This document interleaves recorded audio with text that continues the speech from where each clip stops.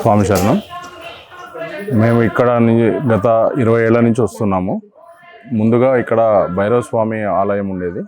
దాని తర్వాత శనీశ్వర ఆలయంని ప్రతిష్ఠించి పూజలు చేయటం ప్రతి శని అమావాస్య, శని త్రయోదశి నాడు చేస్తూ ఉన్నారు పూజలు.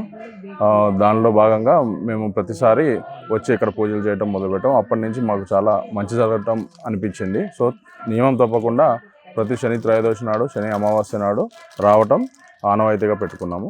దాని తర్వాత ఈ మధ్య కాలంలో అమావాస్య నాడు కుష్మాండ దీపం పెట్టాలి అని పెద్దవాళ్ళు చెప్పిన దాని ప్రకారము ఇక్కడ వీళ్ళని అడిగితే సంప్రదిస్తే ఆలయం వాళ్ళని మేడం వాళ్ళు పెట్టొచ్చు అని అన్నారు. సో అప్పటి నుంచి పెడుతున్నాను. ఇది రెండోసారి నేను పెట్టేది. పోయిన ఒక 2 months బ్యాక్ పెట్టాను. నేను అనుకున్నది జరిగింది. సో అందుకని ఇప్పుడు మళ్ళీ వీలు చేసుకొని పూజ చేయడానికని వచ్చాను. స్వామి శరణం.